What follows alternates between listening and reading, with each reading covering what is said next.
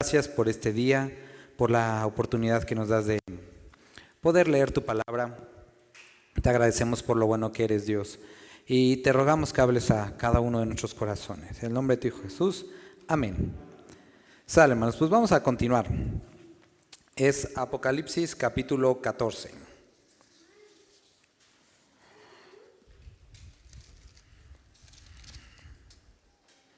Dice, después miré, y he aquí el Cordero estaba en pie sobre el monte de Sión, y con él 144,000 que tenían el nombre de él y el de su Padre escrito en el frente. Entonces, cuando llegamos a este capítulo, vamos a estar hablando, porque la semana pasada estuvimos hablando acerca de lo que hacía la bestia y cómo había tenido éxito sobre los que estaban ahí, la persecución que había tenido, y pudiéramos habernos quedado con la idea de que, bueno, o para los que están o van a estar ahí más bien en ese momento, como qué triste, ¿no? Como que los venció y ahí quedó.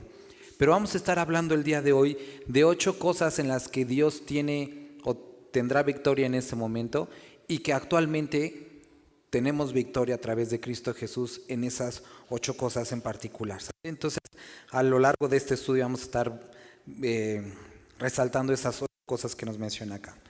Y inicia diciendo, miré y he aquí el Cordero que estaba en pie sobre el monte de Sión. Entonces, y dice, y con él 144,000 que tenía el nombre de él y de su Padre escrito en la frente. Tenemos varias referencias a lo que es el monte de Sión. Tenemos en el Salmo 48, Isaías 24, en el libro de Joel, en el libro de Abdías, en el libro de Miqueas, y hace 2 distinciones, el Sión espiritual que habla acerca de ese lugar donde estaremos con Cristo, pero también cuando nos habla de Sión, hace referencia a esos montes que rodeaban, estaban enfrente de Jerusalén. Y de lo que está hablando aquí es precisamente de ese monte donde nos describe el libro de Hechos, que así como lo vimos partir, Él regresará. Entonces está hablando de un lugar físico. Y dice que con Él estaban 144,000, los que vimos en el capítulo 7, que definimos muy bien que son judíos, no judíos inventados aquí, mexicanos de Toluca, de Cholula, sino judíos de veras, que dice el nombre de él y de su Padre escrito en la frente. Entonces lo vimos en el capítulo 7, que los sella, es algo distintivo que tienen, y que los protege durante toda la tribulación. Están estos nuevamente, vienen a escena. Dice, tenían el nombre de él, es decir, el nombre de Jesucristo, y el de su Padre escritos en la frente. Capítulo pasado vimos la marca de la bestia, esta pobre imitación de lo que Cristo ha hecho con nosotros, sellándonos con su Espíritu. Versículo. Y oí una voz del cielo como estruendo de muchas aguas y como sonido de un gran trueno, y la voz que oí era como de arpistas que tocaban sus arpas. Vemos esta misma imagen en el capítulo 5, cuando los ancianos que representan a todos nosotros, a la iglesia, dice que les fueron dado arpas. Entonces puede ser o representa a toda la iglesia tocando en este momento. Dice que tocaban sus arpas. Versículo 3, y cantaban un cántico nuevo delante del trono y delante de los 4 seres vivientes y de los ancianos, y nadie podía aprender el cántico sino aquellos 144,000 que fueron redimidos de entre los de la tierra. Entonces capítulo 4 nosotros vimos la adoración celestial, que es por parte de la iglesia. Después nosotros vemos la adoración por parte de los ángeles, y ahora estamos viendo la adoración por estos 144,000, y en cada caso se dice que es un cántico nuevo que solamente ellos cantan, que ellos solamente lo saben, ¿no? Y utiliza aquí la palabra que dice que fueron redimidos de entre de los de la tierra. Entonces están en el monte de Sión físicamente. Está hablando ese momento en el que sucede la segunda venida de Cristo. Cristo desciende de la misma forma que subió, baja y se presenta en la tierra, y están estos 144,000 con él. Y la alabanza desde la tierra dice que llega y cantaban un cántico nuevo delante del trono y delante de los 4 seres vivientes y de los ancianos, y nadie podía aprender el cántico sino aquellos. Y encontramos algo hermoso, como lo que tú acabas de hacer hace unos momentos, cantar para Dios, suena delante de su trono. Y por eso es algo que debemos de hacer con conciencia, con entendimiento, no como quien repite una de Luis Miguel o de Juan Gabriel, sino como alguien que sabe que le está cantando al Dios vivo. Es por eso que debemos de cantar con el entendimiento. Y hay muchas ocasiones que lo hacemos en forma automática. Y me gustaría que hicieras esta prueba. ¿Qué canciones cantaste hoy? Y si no te acuerdas, que tiene unos 5 minutos, pudiera llegar a ser que lo hiciste automáticamente. Nuestra adoración tiene que ser significativa, que parta de un corazón. Muchas veces hay, y hemos tratado de tener cuidado con eso, pero bueno, es algo medio raro, ¿no? Pero hay lugares, hay momentos en los que te dicen, alza tus manos, alaba a Dios, aplaude. Y si está bien, porque llevan a la congregación a adorar, y muchas veces se vuelve algo automático. Y a pesar de que a lo mejor los hermanos no te digan alaba, canta, aplaude, debería de nacer de nosotros como agradecimiento por lo que Dios está haciendo, ¿no? Entonces pensemos en esto. Después continúa y si puedes ahí subraya la palabra redimidos, es una palabra interesante, ahorita vamos a hablar de esto más adelante. Estos son los que no se contaminaron, los 144,000 con mujeres, pues son vírgenes. Estos son los que siguen al Cordero a donde quiera que va. Estos fueron redimidos de entre de los hombres, como primicias para Dios y para el Cordero. Entonces fueron los primeros de ese momento de muchos judíos que iban a ser salvos y que fueron apartados para Dios, y que estos 144,000 en específico eran hombres vírgenes, es decir, que no habían tenido relaciones nunca con mujeres, que dice siguen al Cordero donde quiera que van, y dice y en su boca no fue hallada mentira. Difícil el día de hoy, ¿no? Difícil el día de hoy pensar. No sé si te pasa cuando ves la televisión, cuando prendes el radio, cuando lees las redes, dices, ya no sé, o sea, más bien a veces damos por hecho que es ya mentira lo que estamos leyendo, ¿no? Y aún así lo leemos. Es difícil en este mundo pensar en personas en cuyas bocas no fue hallada mentira, pues son sin mancha delante del trono. Muchas personas el día de hoy miran a los creyentes con justificada desconfianza. Hace ya un tiempo hablaba con una persona que me decía que yo le caía mal cuando esa persona llegó a la iglesia. Dice, a mí me caía mal cuando yo llegué a la iglesia, porque yo decía, no puede ser que alguien viva como está diciendo que se debe de vivir. Y esto es algo común el día de hoy. Las personas ven y dicen, es que eso no puede ser verdad. Esa forma de vida no puede ser como de veras. He tenido comentarios de mi familia que no es creyente y que me bloquearon de redes sociales y todo eso porque dicen que les choca esa imagen que damos de familia feliz. Dice, porque eso no es cierto. Porque al mundo se le hace difícil comprender, pero deberíamos de aspirar a esto. En sus bocas no fue hallada mentira. Leíamos hace unos días que la iglesia es, hace unos domingos, estandarte y baluarte de la verdad. Y dice, y en sus bocas no fue hallada mentira, pues son sin mancha delante del trono de Dios. Versículo 6. Vi volar por en medio del cielo otro ángel que tenía el evangelio eterno para predicarlo a los moradores de la tierra, a toda tribu, nación, lengua y pueblo. Entonces vemos el cumplimiento de Mateo capítulo 24. Y este evangelio será predicado a toda lengua, a toda nación, y después vendrá el fin. Entonces, donde la iglesia falla, en donde la iglesia no llega, dice la palabra que volará un ángel de en medio del cielo. Dios mandará un ángel para completar la obra que no terminemos. Esto no es como un justificante para decir, bueno, pues ya Dios sabrá y no ir a misiones, pero es un descanso, porque no sé si les han hecho esta pregunta, ¿y qué de los niños que están en África y que nunca ha llegado un misionero? ¿O qué de los que están en las montañas? Dios tendrá misericordia y hablará a ellos, ¿sale? Entonces vemos esto. Versículo 7, diciendo a gran voz, Este es el mensaje que predica. Temed a Dios y dadle gloria, porque la hora de su juicio ha llegado. Y adorad a aquel que hizo el cielo y la tierra, el mar y las fuentes de agua.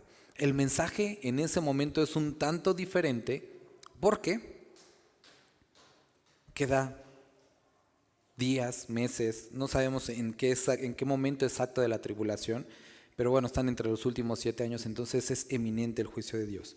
Y eso nos hace entender que aún ahí sigue la misericordia de Dios.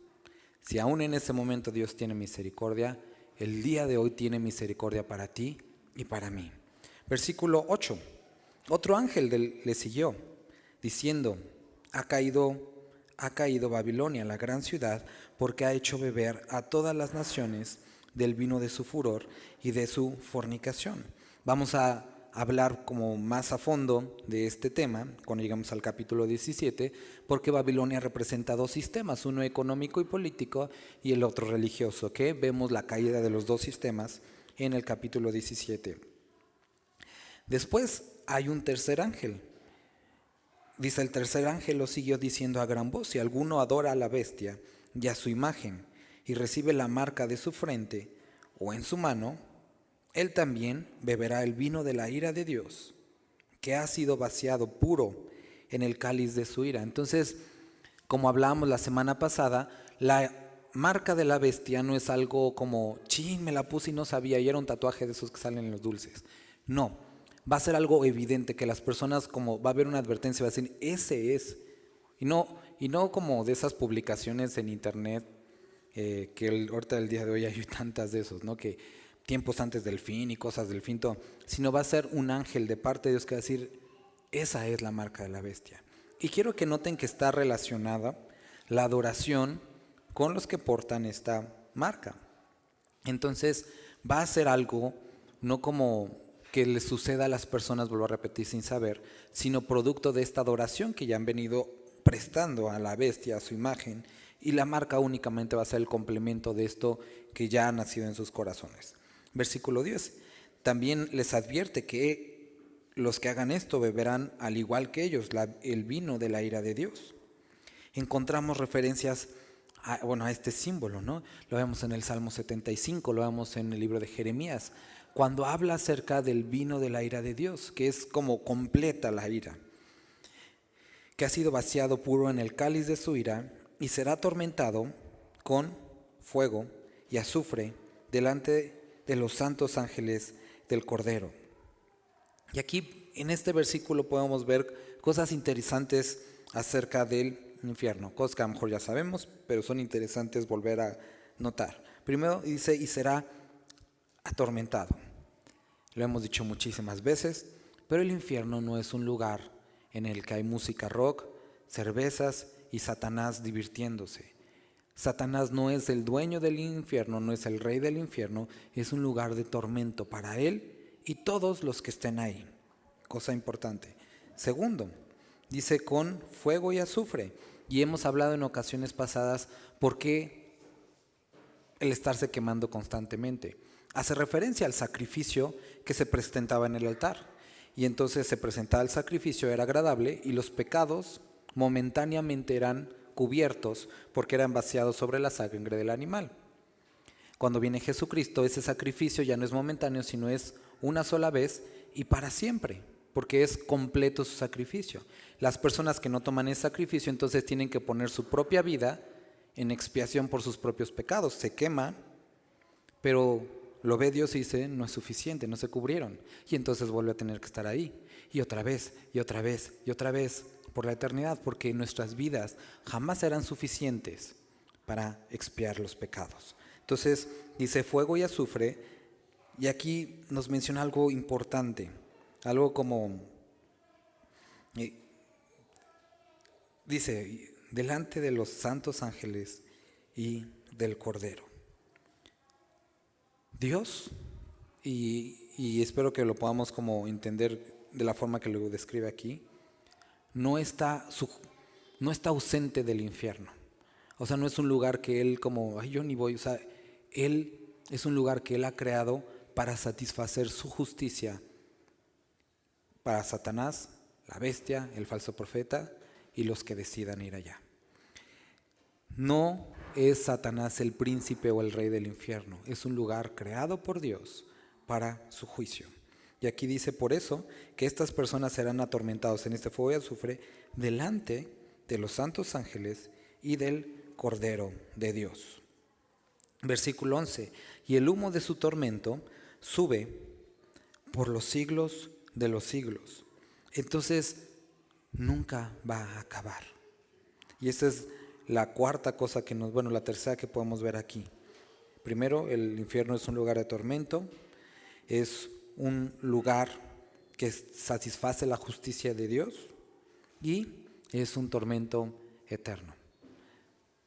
Si estos ya ni sé cuánto tiempo llevamos, pero 8 o 9 meses, ya ni sé ni cuánto llevamos con todo este rollo, se te ha hecho como complicado, imagínatelo para siempre. Y bueno, un cubrebocas no es un infierno, ¿no? O sea, en comparación de lo que realmente sucederá en ese momento. Quiero aclarar una cosa aquí. Por muchos años, en muchos lugares y muchas personas han utilizado el infierno como la historia del coco. Arrepiéntete, si no te vas a ir al infierno. Y siempre ha sido como esta relación en base al miedo, para que no te vayas a ir ahí, ¿no? ¿Sabes? Esto no es que se lo vayan a ganar, es que toda la humanidad se lo ganó. O sea, esto ya es un hecho para toda la humanidad. A menos que reciban a Cristo Jesús. Nuestro aliciente para recibir a Cristo no es librarnos del infierno, es lo que Él hizo. Nuestra respuesta a Él es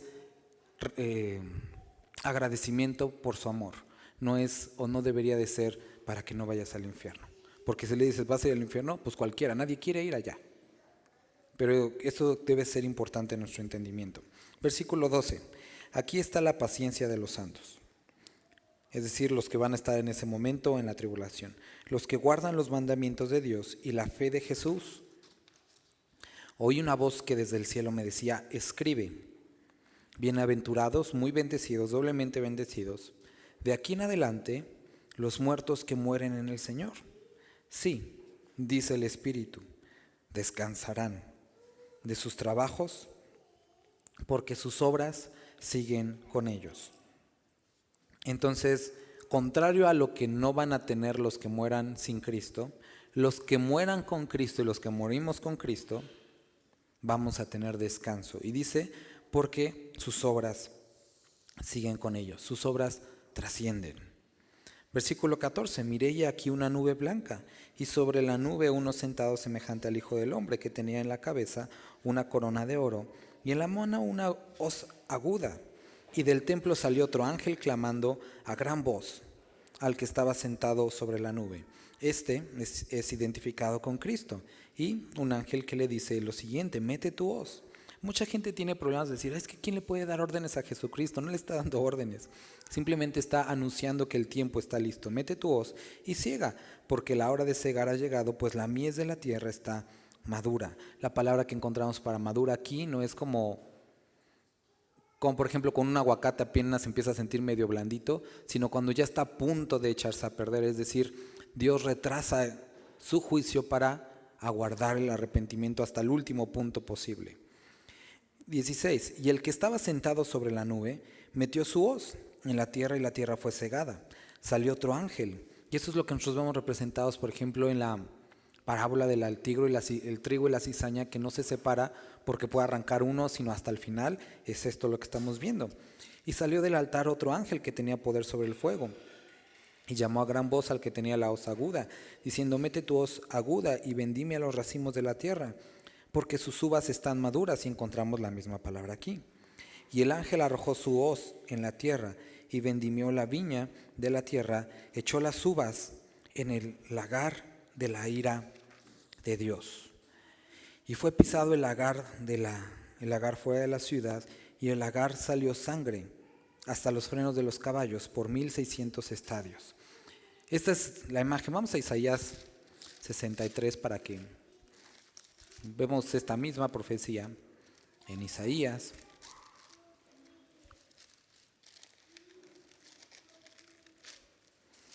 63. Hablando de Jesucristo, ¿quién es este que viene de Edom, de Bosra, con vestidos rojos? Este hermoso en su vestido, que marcha en la grandeza de su poder. Yo, el que hablo en justicia, grande para salvar. ¿Por qué es rojo tu vestido y tus ropas como del que ha pisado el lagar? Sí entendemos, ¿no? Es cuando ponían las uvas en esta como, pues era como si fuera una pileta, y ahí las ponían, tenía un desagüe, pisaban las uvas para producir el jugo de uva, ¿no? Es el lagar. Dice, ¿por qué es rojo tu vestido y tus ropas como del que ha pisado el lagar? 3. He pisado yo solo el lagar, y de los pueblos nadie había conmigo. Los pisé con mi ira y los hollé con mi furor, y su sangre salpicó mis vestidos y manché todas mis ropas, porque el día de la venganza está en mi corazón y el año de mis redimidos ha llegado. Miré y no había quien ayudara, y me maravillé que no hubiera quien sustentase, y me salvó mi brazo y me sostuvo mi ira. Y con mi ira hollé los pueblos y los embriagué en mi furor y derramé en tierra su sangre. Obviamente es una escena como bastante, como a lo mejor difícil para entender para algunos cuando dicen, bueno, es que a mí me gusta el Jesús de la misericordia, el amor, pero es el momento que ha llegado el juicio y es lo que estamos viendo aquí. Vuelvo a repetir, versículo 19 de Apocalipsis 14. 19, y el ángel arrojó su hoz en la tierra y vendimió la viña de la tierra y echó las uvas en el lagar de la ira de Dios. Y fue pisado el lagar fuera de la ciudad, y del lagar salió sangre hasta los frenos de los caballos por 1600 estadios. No sabemos si habla simplemente de el área en la que hubo o habrá más esta guerra, que es el momento de la guerra del Armagedón, pero por ejemplo 1600 estadios representan 296,000 metros, o sea 296 kilómetros. Entonces imagínate la altura al freno de los caballos, que es más o menos unos 60, unos 70, donde pues está la boca del caballo. Entonces, para echar cuenta como de metros cúbicos, o sea, imagínate, unos 70 por 296 kilómetros, y todo eso lleno de sangre, es la imagen que está representando aquí.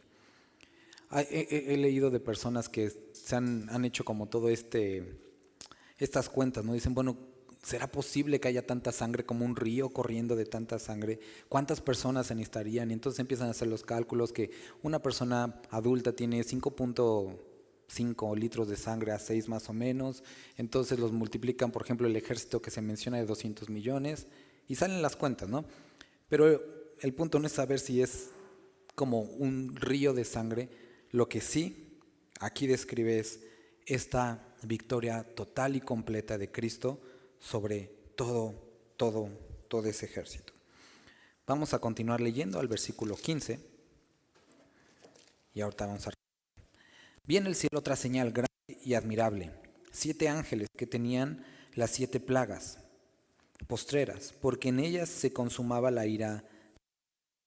Entonces vamos a ver aquí muchos como símbolos relacionados con el éxodo, las plagas.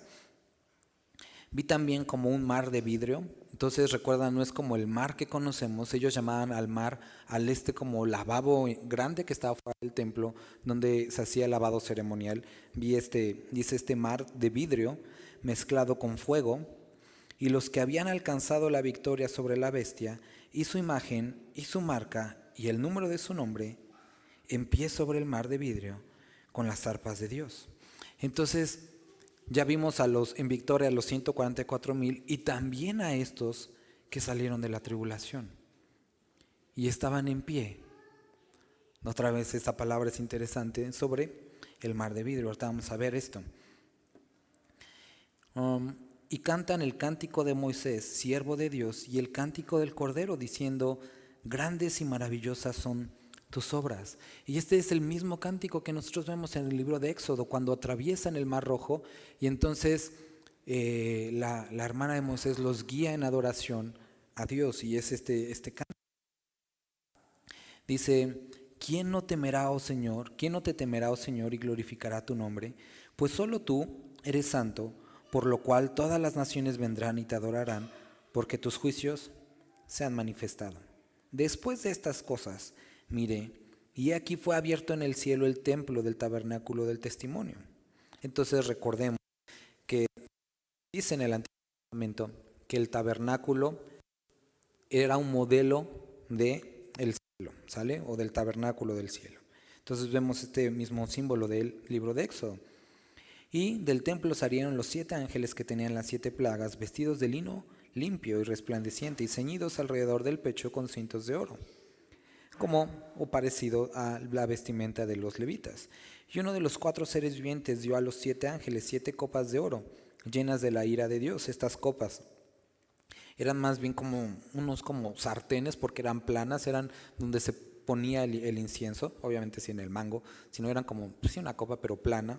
Y dice, y el templo se llenó de humo por la gloria de Dios y por su poder, y nadie podía entrar, así como tampoco en el tabernáculo cuando descendía la gloria de Dios, nadie podía entrar con el humo que representa la presencia de Dios, hasta que se hubiesen cumplido las 7 plagas de los 7 ángeles. Entonces, en ese momento, vemos esta representación, que se ha acabado el tiempo de misericordia para la humanidad.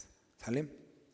Entonces, vamos a regresar al versículo 1 y quiero que notemos algunas cosas de lo que hemos estado leyendo. Primero, les mencionaba que podemos ver 8 aspectos de victoria que Dios tiene sobre la bestia, sobre el mundo, y el día de hoy podemos tener esa victoria en Cristo Jesús. Lo primero a notar en el primer versículo dice que ¿quién estaba ahí? El Cordero. ¿Y cómo estaba? En pie. Eso tenemos que entender muy bien. Nuestro Señor Jesucristo está en pie. El enemigo intentó frustrar su ministerio en la tentación cuando estuvimos, cuando leímos el libro de Lucas en los evangelios con la tentación. Pensó frustrar el ministerio de Jesús con la crucifixión. Y nuestro Señor estuvo en pie. Y sabes, intentó frustrar sus planes una y otra vez con llegadas de posibles anticristos, y el anticristo aquí, con los falsos cristos. Cuando Jesús dice, tengan cuidado porque muchos dirán, aquí está el Mesías, y Jesús dice, no les crean.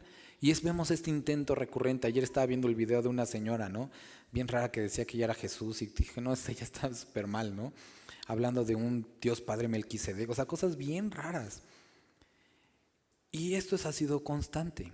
Pero la primera victoria que podemos ver en esto es que el Cordero está en pie. A pesar de todos los intentos, por todas las eras, siglos y años, así como Jesucristo fue, regresó y ahora está parado sobre el monte de Sión, listo para terminar todo. ¿Y sabes qué, hermano? ¿Qué es lo que nosotros podemos ver aquí? Y es algo hermoso, que de la misma forma Cristo está en pie sobre nuestros corazones y nosotros podemos sobreponernos a la tentación, al pecado, porque Él hace la obra en nosotros. Dice la palabra que fiel es Dios para que los que estamos en su mano no caigamos. Entonces, esto es algo que nosotros necesitamos encontrar ánimo de esto. Segundo punto que podemos aquí encontrar. Dice, y con él 144,000 que tenían el nombre de él y el de su padre escrito en la frente. Entonces, de la misma forma que el Cordero estaba en pie, allí estaban. El enemigo intentó por varias formas atacarlos, hacerles daño, y no pudo. Y nosotros podemos encontrar ánimo en esto, porque dice la Biblia en Filipenses capítulo 1, versículo 6, que el que comenzó la buena obra, así como estos 144,000 en el capítulo 7, la terminó. Y sabes, tú puedes tener ánimo en esto, sabiendo que el que ha comenzado la obra, a pesar de las dificultades económicas, médicas, de pecado, de lo que sea, Él puede terminarlo y va a terminarlo. Dice, Él que comenzó la buena obra, la terminará. Siguiente punto que quiero que notes el día de hoy. Versículo 3. Y dice, y cantaban un cántico nuevo. ¿Dónde? Delante del trono y delante de los 4 seres vivientes y de los ancianos, y nadie podía aprender el cántico sino aquellos 144,000 que fueron redimidos. La palabra que encontramos aquí para redimidos habla de aquellos que fueron rescatados, que fue hecho el pago suficiente o necesario por ellos. No es como desconocido que Satanás sabe que va al infierno. Él lo sabe desde el principio, lo sabe. ¿Y sabes qué? Se quiere llevar a los más posibles con él, como revancha, por odio. Ese es su plan de él para ti. Si puede, si te dejas, él lo quiere hacer. Pero ¿sabes qué? Aquí están estos, que a pesar de los planes que tenía, están delante del Cordero, y no como acusados, y no como condenados, sino como personas redimidas. Posiblemente esta semana el enemigo te haya hecho sentir como culpable, como que mira, no has cambiado, eres lo mismo, Dios no te ama, Dios no puede perdonarte. Pero ¿sabes cómo nos ve? Eso es lo que nos dice el libro de Romanos. No solamente nos justificó y santificó, sino dice, nos glorificó. Hace referencia a que Él nos ve en el estado final. He dicho este ejemplo en ocasiones pasadas, pero me gusta mucho. No sé si fue cierto o no, pero es de Miguel Ángel. Este gran escultor dice que tenía una piedra de mármol, así un cubo grandotote, y entonces lo ve y dice, es bellísimo. Y está su ayudante y dice, pues este cuate ya está bien loco, ¿no? Es un pedazo de piedra. Y ese cubo ese cubo se convirtió en el David, ¿no? De Miguel Ángel. Él estaba viendo, o estaba teniendo esa como visión de lo que sería terminado la escultura. Y de la misma forma nos ve Cristo Jesús. Posiblemente el día de hoy no nos veamos terminados. Y es lo que nos dice también el libro de Corintios, que vemos como por espejo y somos transformados de gloria en gloria como por el Espíritu. Aún también dice la palabra, no se ha manifestado lo que hemos de ser, pero sabemos que cuando Él venga, nos veremos o le veremos, y Él nos verá y nos veremos como Él nos ve.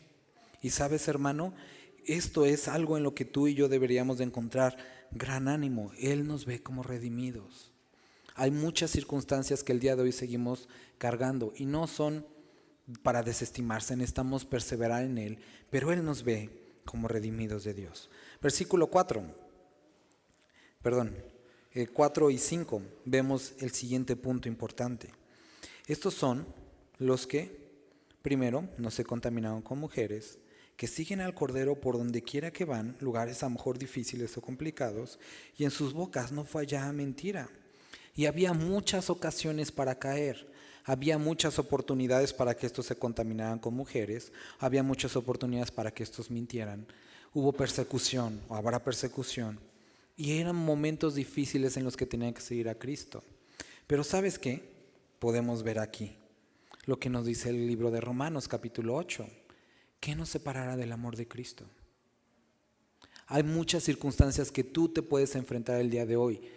Temores, tentaciones, pecados, momentos difíciles. Pero a pesar de que eso puede de alguna forma mermar tu comunión con Dios, eso no es un impedimento de Dios para salvarte. Cuando dice que nos separará amor de Cristo, tenemos que pensar que no hay nada que haga a Dios volver atrás. Él ha determinado y está convencido y quiere salvarnos. Quiere transformarnos y quiere hacernos diferentes. Y nada puede separarnos de su amor. Ahora, tú sí tienes que pensar en esto. Los hombres que nosotros vemos aquí, los hombres que nosotros vemos anteriormente en las Escrituras, vivieron momentos difíciles. Hoy muchos cristianos dicen, ay, yo no quiero saber nada de Jesús porque en la iglesia no me dejan ver Netflix o cosas así como, dices, no, ¿en serio? ¿Con eso? Simplemente ya nada más con eso niegas todo lo que Él sufrió. Y hemos abaratado mucho nuestra fe. Y con poquito, ay, es que no me dejaron sentarme, ay, es que me echaron gel en la cara. o sea, son cosas como, pero eso sí decimos, ¿qué nos separa del amor de Cristo? Y a veces que no nos saludó el pastor, ya con eso ya, los cristianos son un asco, ¿no? Y sí, lo somos, pero Cristo no lo es. Y vale la pena seguirlo a donde quiera que Él va, a pesar de las dificultades. Recuerda, ¿qué nos separará del amor de Dios? Nosotros llegamos al versículo 6 y encontramos otra cosa muy importante aquí a notar. Y es que estos hombres, quiero leértelo, vi volar por el medio del ángel, por medio del cielo, otro ángel que tenía el evangelio eterno para predicarlo. Y nosotros encontramos que a pesar de toda la resistencia, nuevamente, del enemigo, a lo largo de las épocas, el evangelio venció. Y esto es algo muy importante. El evangelio de Cristo será predicado en toda nación. Nosotros que hemos tenido de alguna forma cierta experiencia con las misiones, sabemos que es difícil. Llantas ponchadas, gente que te corretea, gente que no te quiere, dificultades económicas, enfermedades, pasa. Y hay esas como obstáculos, ¿sabes?, para el evangelio, pero el evangelio al final, y esto es como un capítulo spoiler, el evangelio venció. Y no hay nada que lo haya detenido. Y aún en donde no llegó al ser humano, ¿sabes? Cristo manda a su ángel y es predicado el evangelio. Y sabes, en eso debes de tener seguridad, porque el evangelio es poder de Dios para salvación. Y esta es la victoria, es lo que nos dice 1 Juan capítulo 5, y esta es la victoria, nuestra fe. Esa es la victoria que vence al mundo, nuestra fe. Siguiente capítulo encontramos otro tipo de victoria, diciendo a gran voz, versículo 8, otro ángel le siguió diciendo, ha caído Babilonia, la gran ciudad, porque ha hecho beber a todas las naciones del vino del furor de su fornicación. Cristo tiene y tendrá victoria sobre este sistema mundial. Y eso es algo también que debemos entender. A veces como que yo así leo o un poco de algunas cosas en internet, noticias, y dices, pues es que sí desanima ver gente diciendo cosas tan raras, personas creyendo tantas mentiras. Y a veces pudiera dar una imagen de que no están saliendo bien las cosas. Pero al final, Cristo, y desde el principio ha vencido, que nos dijo, en el mundo tendréis aflicción, pero confiad, yo he vencido al mundo. Continuamos leyendo y llegamos hasta el versículo 20. Y en el versículo 20 dice, fue pisado el lagar fuera de la ciudad, y del lagar salió sangre hasta los frenos de los caballos por 1600 estadios. Y Jesucristo tiene victoria sobre el enemigo, Satanás, la bestia, el anticristo, y no habrá más lugar para ellos. Mayor es el que está en nosotros que el que está en el mundo. Y ¿sabes? Esto es algo que Él sabe, tiene un tiempo determinado, sabe cuál es su final. Él está vencido y eso tenemos que saberlo, Él está vencido. Y cuando llegamos al versículo 2 del siguiente capítulo, versículo 15, vi también como un mar de vidrio mezclado con fuego, y a los que habían alcanzado la victoria sobre la bestia y la imagen y su marca y el número de su nombre en pie sobre el mar de vidrio con las arpas de Dios. Y estas personas que en algún sentido podría pensar que habían sido vencidos porque los mataron, los torturaron, estaban ahí.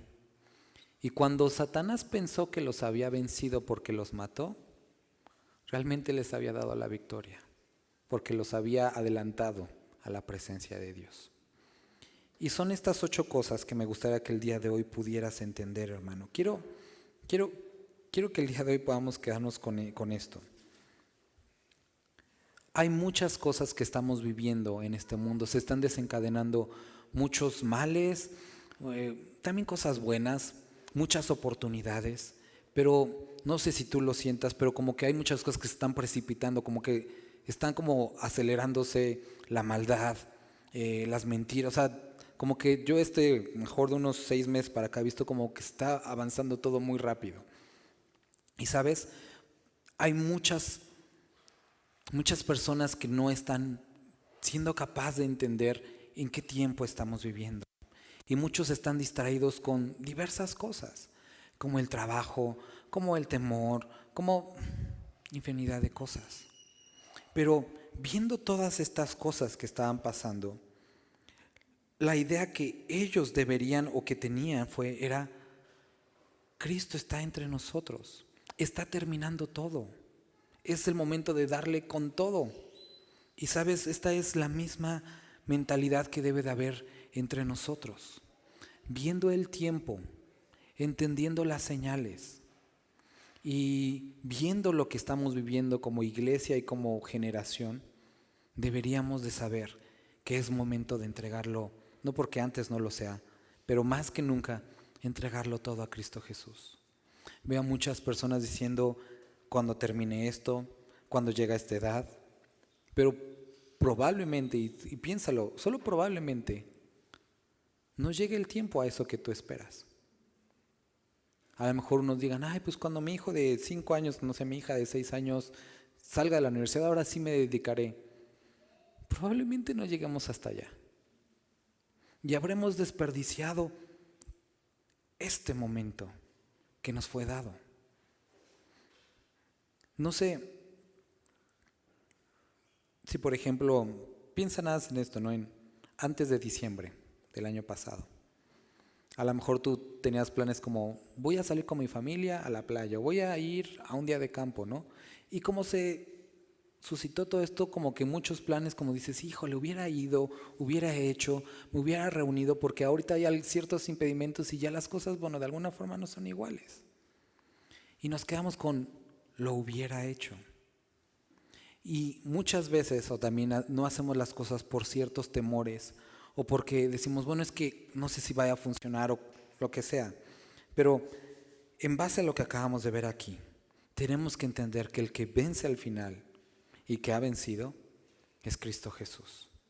Y nosotros debemos vivir la vida de esta forma, entendiendo que a pesar de que podamos experimentar estos embates del enemigo, Cristo ha vencido. Y que simplemente son eso, patadas de ahogado, y que nada puede hacer. Y que sí, puede quitarnos nuestra economía, incluso nuestra salud, o incluso la vida. Pero nada de esto sucede sin pasar por la autorización de Dios.